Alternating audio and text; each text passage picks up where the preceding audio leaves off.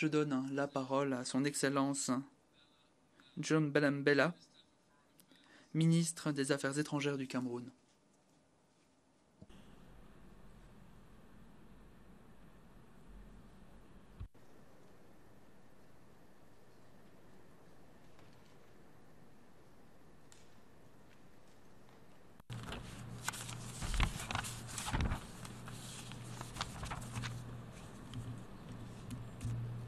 Monsieur le Président, Excellences, Mesdames et Messieurs, au nom de son Excellence Paul Biya, Président de la République du Cameroun, permettez-moi, Monsieur le Président, de vous prier de prime abord de bien vouloir transmettre à Madame la Présidente nos sincères et chaleureuses félicitations pour son élection à la présidence de la 73e session de l'Assemblée générale.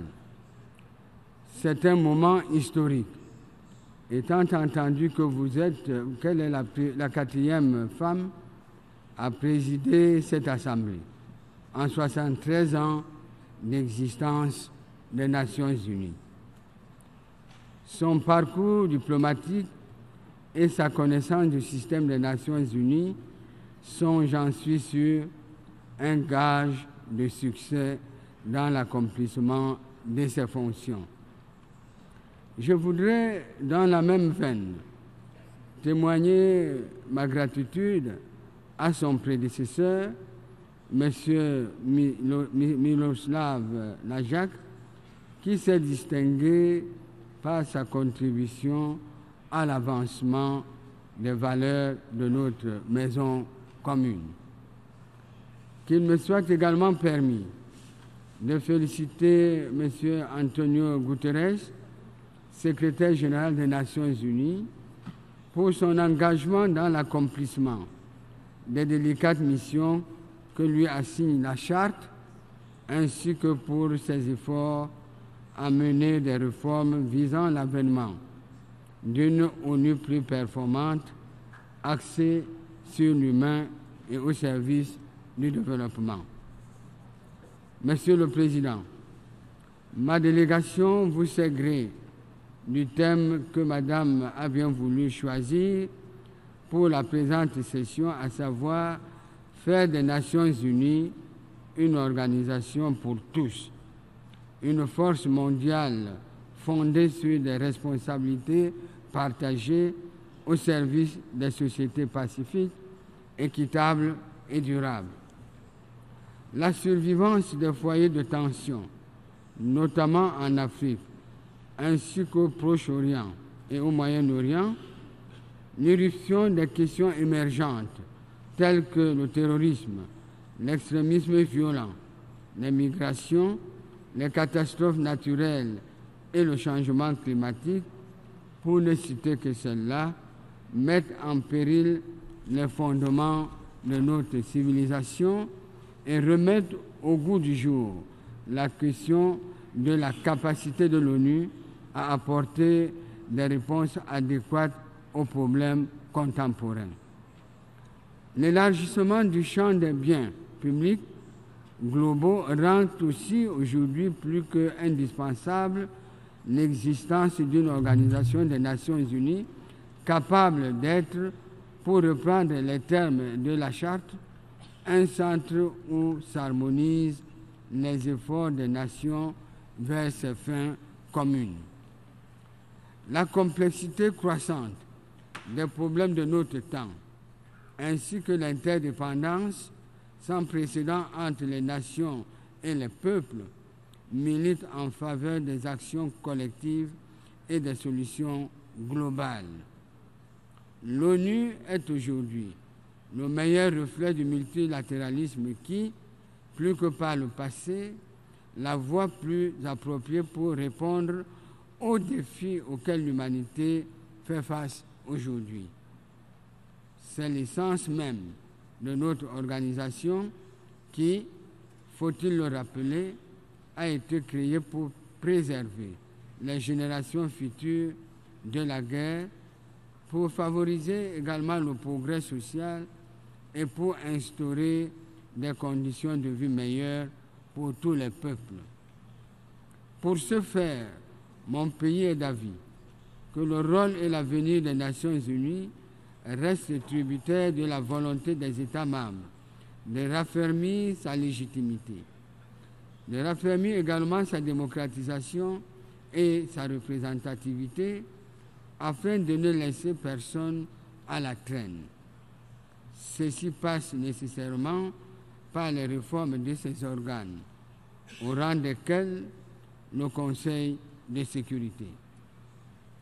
À cet égard, l'on ne peut envisager la pérennisation de la marginalisation de l'Afrique, qui demeure le seul continent à ne pas disposer d'un siège permanent au sein du principal organe en charge de la paix et de la sécurité internationale. Le rôle et l'avenir de l'ONU dépendent en outre du traitement équitable qu'il y a lieu de réserver à ces trois piliers que sont, je cite, la paix et la sécurité internationale, le développement et les droits de l'homme. L'on ne devrait pas perdre de vue qu'au centre des objectifs de l'organisation, il y a l'être humain, dont l'épanouissement est fonction des conditions de vie.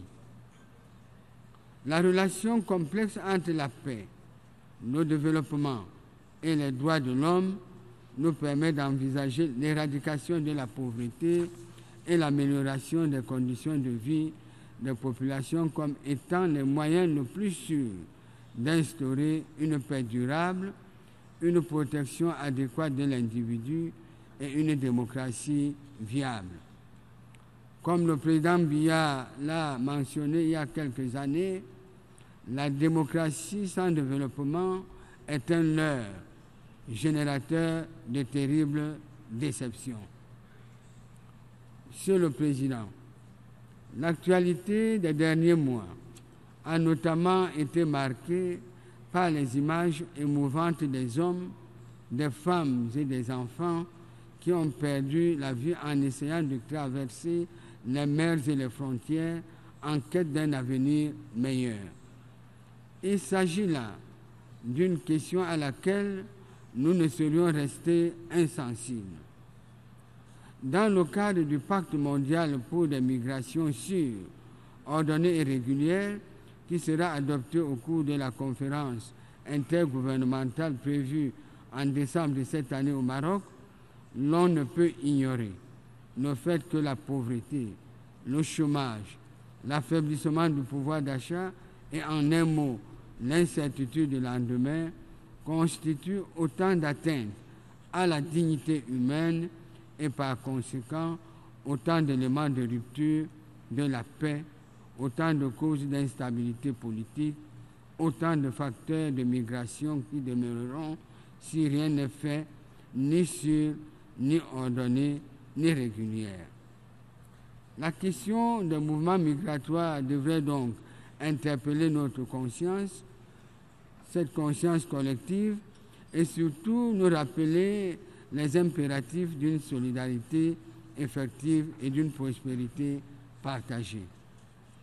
Sur le plan de la sécurité collective, nous demeurons convaincus que le règlement des différends internationaux ou des conflits internes doit rester conforme aux principes de la Charte. Par ailleurs, pour le Cameroun, il y a lieu d'accroître nos efforts sur la question du désarmement. À cet égard, le Cameroun estime que l'attention et les ressources allouées à la problématique des armes nucléaires et chimiques ne devraient pas reléguer au second plan la centralité du problème des armes légères et de petit calibre sur l'agenda international. Il convient à cet effet de relever que selon les statistiques disponibles, plus de 90% des victimes de guerre dans le monde, et particulièrement en Afrique, sont tuées par ce type d'armes. De plus, les armes légères et de petit calibre se retrouvent de plus en plus entre les mains de groupes terroristes tels que l'État islamique, AQMI, Boko Haram, etc. Le Cameroun est heureux d'avoir abrité à Yaoundé, du 11 au 13 juin 2018, la première conférence des États partis et signataires de la Convention de l'Afrique centrale pour le contrôle des armes légères et de petit calibre, leurs munitions et de toutes pièces et composantes pouvant servir à leur fabrication, réparation et assemblage. Sous le leadership de mon pays, qui assure la présidence biannuelle de cette première conférence, les États d'Afrique centrale se sont engagés sans réserve à combattre la prolifération des armes légères et de petit calibre dans l'ensemble des États partis de la Convention de Kinshasa par la mobilisation des moyens opérationnels adéquats, tant institutionnels que logistiques. Les États d'Afrique centrale entendent renforcer entre eux et avec les autres partenaires, y compris les Nations unies, la coopération, la coordination, la mutualisation et l'interopérabilité des moyens pour la mise en œuvre effective de la Convention de Kinshasa dans la lutte contre la circulation illicite des armes légères et de petit calibre. Le Cameroun sait pouvoir compter sur l'accompagnement des Nations unies et du secrétaire général. Monsieur le Président, en ce qui concerne la situation économique mondiale, malgré des signes de relèvement, la croissance de nombreuses régions reste inférieure au niveau nécessaire pour des progrès rapides vers la réalisation des objectifs de développement durable, c'est-à-dire les ODD. Il est donc nécessaire d'accroître les flux financiers nets internationaux vers les pays en développement qui ont été en baisse au cours des dernières années. Nous ne leurrons pour autant pas la concrétisation des engagements en matière d'APD ne sera pas en mesure à elle seule de répondre à tous les besoins de financement des ODD. Il y a donc lieu de mobiliser pleinement, à tous les niveaux, les moyens de mise en œuvre identifiés dans le programme de développement durable à l'horizon 2030 et dans le programme d'action d'Addis Abeba sur le financement du développement.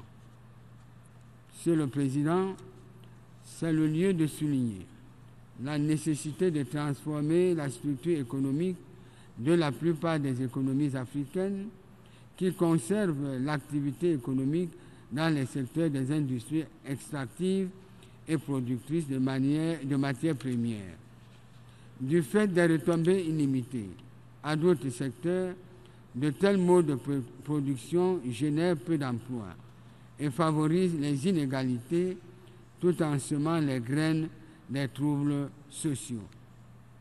La solution se trouve donc dans la transformation des économies africaines à travers notamment l'industrialisation et la diversification économique. Il est donc plus que jamais indiqué d'apporter un soutien plus accru aux pays africains afin de les aider à alléger le fardeau de la dette, à améliorer leurs capacités de production et enfin à faciliter l'accès de leurs produits aux marchés mondiaux à des conditions plus favorables.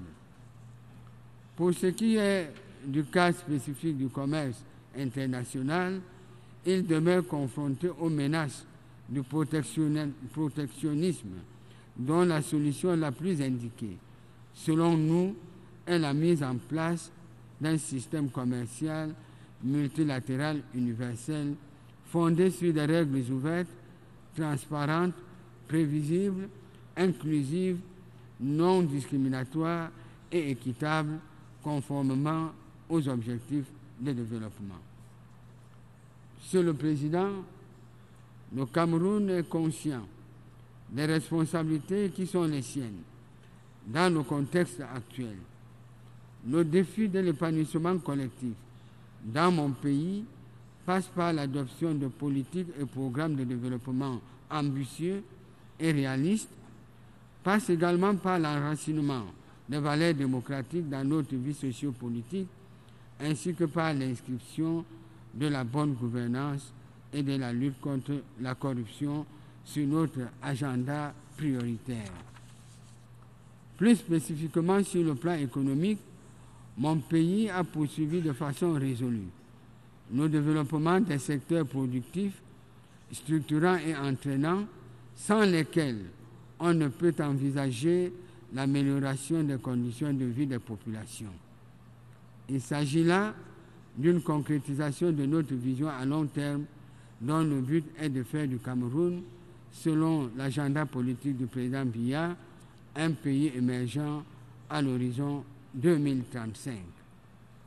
Sur le plan environnemental, mon pays, qui a été parmi les premiers États à ratifier l'accord de Paris, reste fermement engagé dans la préservation de la biodiversité. C'est ainsi que pour sauvegarder l'équilibre climatique de la planète, le Cameroun, pays du bassin du Congo et deuxième plus grand pays forestier d'Afrique, a pris la courageuse option de renoncer à la pleine utilisation de ses forêts. Il y a lieu, à cet égard, de trouver des solutions urgentes et adéquates pour concilier les initiatives de préservation de l'environnement prises par le Cameroun dans l'intérêt de tous et les légitimes aspirations de ces populations au bien-être. Dans le même ordre d'idées, le Cameroun voudrait réitérer ici la nécessité d'une série d'actions urgentes en faveur de la sauvegarde du lac Tchad, réduit aujourd'hui de plus de 90% de sa superficie initiale. Il s'agit là d'un enjeu de survie pour les populations riveraines dont les moyens de subsistance dépendent de la préservation de cette étendue d'eau. Le Cameroun voudrait saisir cette occasion pour exprimer sa profonde gratitude aux bailleurs de fonds internationaux qui, dans un élan de solidarité, lors de la conférence de Berlin tenue en début septembre 2018, ont bien voulu octroyer une enveloppe de 1,5 milliard d'euros pour cette cause. Monsieur le Président, s'agissant du processus démocratique dans mon pays, nous avons procédé au perfectionnement de notre système électoral, non seulement par le renforcement des mécanismes d'organisation des élections, mais aussi par des mesures législatives et réglementaires visant à assurer un taux de participation élevé au scrutin à venir, dont le plus proche est l'élection présidentielle prévue le 7 octobre de cette année. La consolidation de la culture démocratique au Cameroun est un processus inéluctable, malgré les défis sécuritaires auxquels nous faisons face. Grâce au sacrifice de toute la nation camerounaise, conjugué aux efforts coordonnés avec nos voisins du bassin du lac Tchad et l'appui de nos partenaires internationaux, la capacité de nuisance de la secte terroriste Boko Haram a été considérablement réduite, même s'il faut demeurer mobilisé jusqu'à son éradication totale. En ce qui concerne la situation sociopolitique dans les régions du nord-ouest et du sud-ouest, nos gouvernements restent déterminés à la stabiliser. Les revendications corporatistes des syndicats d'enseignants et d'avocats à l'origine de cette situation ont fait et continuent de faire l'objet de négociations avec ces catégories socio-professionnelles. Des solutions allant parfois au-delà des problèmes posés ont été trouvées. Malheureusement, Monsieur le Président, le Cameroun tient à le dire du haut de cette tribune, des individus sans foi ni loi ont cru devoir transformer ces préoccupations socio-professionnelles en revendications sécessionnistes visant la désintégration de l'État en marge des mécanismes constitutionnels et démocratiques. Ayant opté pour mode opératoire la perpétration d'actes terroristes, des bandes armées brûlent des écoles, des hôpitaux, violent le droit à l'éducation des enfants en les empêchant d'aller à l'école, kidnappant et assassinant les responsables de l'administration, les forces de défense et de sécurité, les autorités traditionnelles, ainsi que tous citoyens n'adhérant pas à leur idéologie destructrice. À ce jour, près de 100 éléments des forces armées de notre pays ont perdu la vie, non sans compter également de nombreuses familles qui sont endeuillées par ces actes barbares. La situation actuelle a pour conséquence la dégradation aussi bien du tissu économique que des systèmes scolaires et de santé de ces deux régions. À ce tableau, il convient d'ajouter des déplacements de population à l'intérieur du territoire national et vers le Nigeria, pays voisins et amis. Monsieur le Président, au regard de ce qui précède, le gouvernement s'emploie à restaurer la paix et la sécurité dans les deux régions, dans le respect des droits de l'homme et des lois et règlements de la République. Par ailleurs, sensible au sort des populations concernées, le président de la République, son Excellence Paul Biya, a décidé de la mise en œuvre depuis le 21 juin dernier d'un plan d'assistance humanitaire d'urgence pour les deux régions avec un budget prévisionnel de 12,7 milliards de francs CFA. Les fonds alloués au dit plan sont complétés par des financements résultant d'une remarquable élan de solidarité et de générosité de toutes les autres régions et de toutes les couches de la population camerounaise. Monsieur le Président, le Cameroun, pupille des Nations Unies, invite cette Assemblée ainsi que tous les États et peuples amis du Cameroun épris de paix et de justice de l'accompagner dans la mobilisation des ressources et la mise en œuvre de ce plan humanitaire pour une meilleure assistance de ces populations.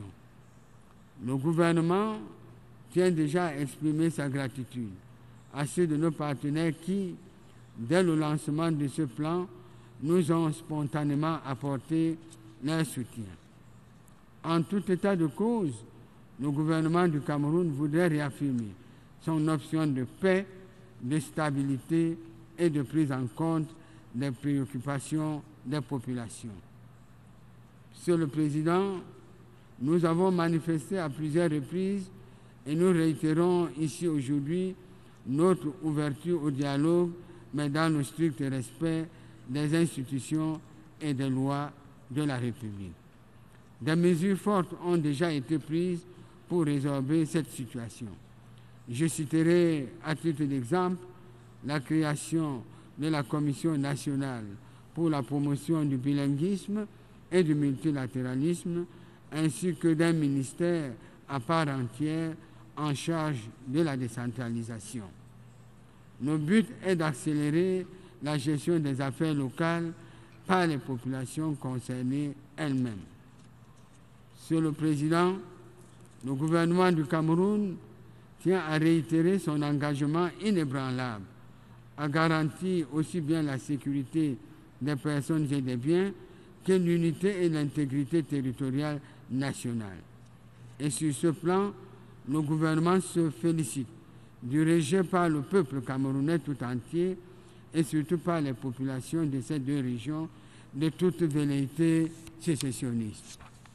Pour conclure, Monsieur le Président, le Cameroun, pays dont l'indépendance a été conduite et encadrée par les Nations Unies, voudrait réaffirmer ici non seulement sa foi en notre organisation, mais aussi son attachement à la paix et à la stabilité, ressources sans lesquelles aucun développement n'est possible. Je vous remercie de votre aimable attention.